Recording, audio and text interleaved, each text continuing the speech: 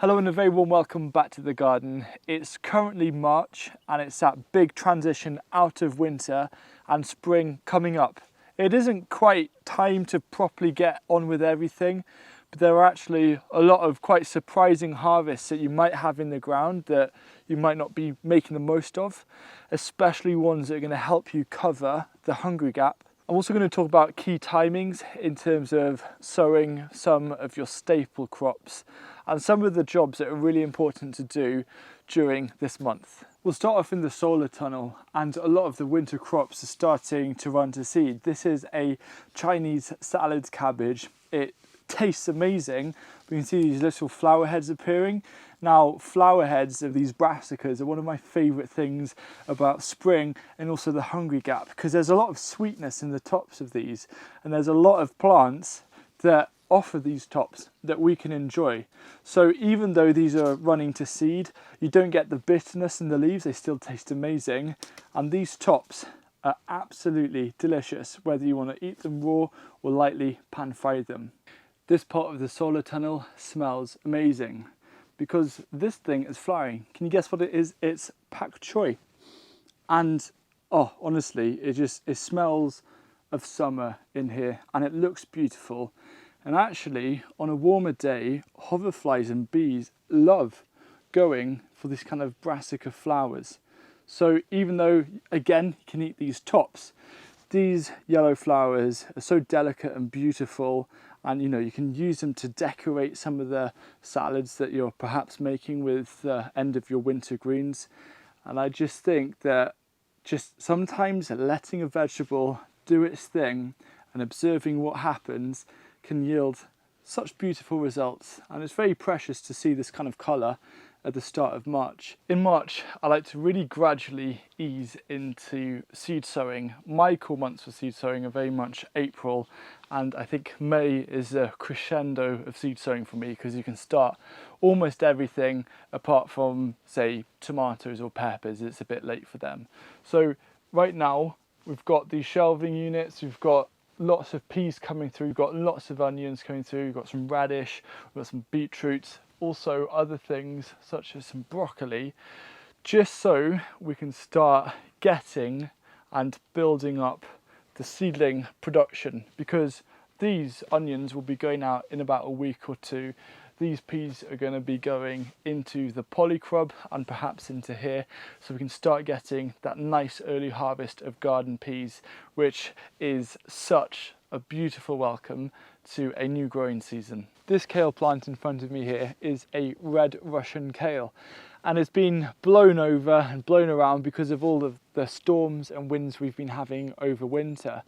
But what's happened is that somehow, by going on the side, it has seemed to have shocked it to form a load of shoots coming up. So these are all different flower shoots, and they're all completely edible. You can just chop them up. There's a lot here, and it's quite amazing to see this flourish that has happened from them growing almost on their side.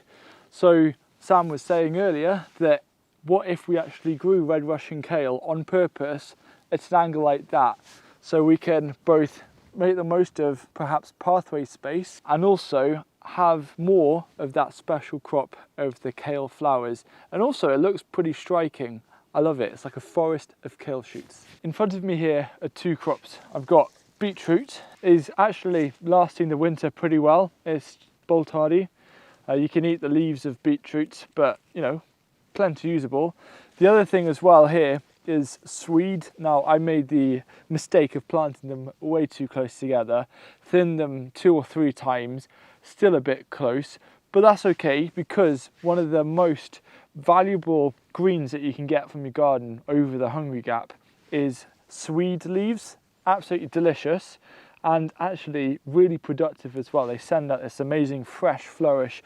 It'll probably start properly in about 2 to 3 weeks, and then once you've enjoyed all of those leaves, again, it's something else that flowers, and you can eat the flower shoots. So not only can you eat the roots of swede, you can also eat the leaves and the flower shoots. As a gardener, I'm constantly looking at what do I already have growing that could provide a second or different type of harvest. And one of my favourite recent discoveries is that these beautiful, delicate little flowers of rosemary are edible. And if you can just imagine sweetness with rosemary together, that's exactly what these taste like. And they're absolute delicacy at this time of year. I'm here next to the purple sprouting broccoli. This is great because you can also eat the leaves, and I've just been peering through and I can start to see the very first shoots starting to form, and it's quite a cool sight. And these, we've got about 9-10 plants here, are going to be quite a significant part of what I'll be eating over April and May. In front of me here is the garlic bed. There are two varieties, Germiada and Primer. The Primer doesn't look so good. It's got a little bit more of a pale colouring to its leaves, but I'm going to remain optimistic and see how it does. However, the Germiada has this beautiful kind of green sheen to it. There's quite a few there. There's more further down in the garden, and I'm getting really excited for both the normal garlic harvest but also all of the green garlic. And then to the right of me on the subject of garlic is elephant garlic, and I've got here 16 cloves that I've planted out and they're just poking through. In the polycrub, the elephant garlic there is about this tall and looking quite amazing. And I've also got two really interesting plants growing in here, which we reckon is actually cumin plants that have somehow, the roots have overwintered. And if we're right, and if everything goes to plan, if that cumin flowers and we can get cumin seeds grown in Wales outside, I think that will be a massive success to celebrate later in the season. Something that's been nice all winter and even into nearly mid-March, we've got this fresh flat leaf parsley that's just been going and going and going. It's looking nice and healthy, and it's a great kind of herby flavour that we can enjoy with all of the quite leafy things that are coming into the Hungry Gap. So what I would definitely do is save some of your best parsley plants, leave them in the ground over winter, and hopefully you'll be able to enjoy their crops all through that season. I might butcher the name, but this plant next to me is Australian tree cabbage. The official name will be on the video. And this was quite a revelation. It was one of my favourite varieties that I grew last year. I was a bit unsure whether it would overwinter. There was a couple of signs of rot, but it seemed to have broken through that, and you've seen this really kind of lush light green growth, the same colour that it was growing last year. And it is such a sweet, delicious cabbage. It doesn't head. I didn't realise that until it was a bit too late, so I didn't get to enjoy it that much last year. But this year, especially during the Hungry Gap, all of these leaves are coming forward. And I honestly believe that this is going to be one of my core staple brassica varieties that I'm going to grow every single year from this point onwards. In my latest book, one of the topics that I go over is the key crops that I grow for the Hungry Gap. And I'm crouched in front of one right now. This is a cultivated area, although quite wild. It's wild garlic. Perhaps one of the most versatile ingredients that you can grow, and it is truly quite magical, and it spreads really rapidly. We started off with around 10 or 20 bulbs, they're just really small bulbs a few years back, and now it's spread into this amazing carpet of wild garlic that will probably, you know, if nothing changes here, it could outlive me and continue spreading all through this back area, just like those snowdrops started with a few little clumps. Wild garlic is something that you've got to grow, especially in a semi-shaded area. A key crop for me in March is potatoes. However, what I usually do is now just focus on new potatoes and second earlies so I can avoid blight.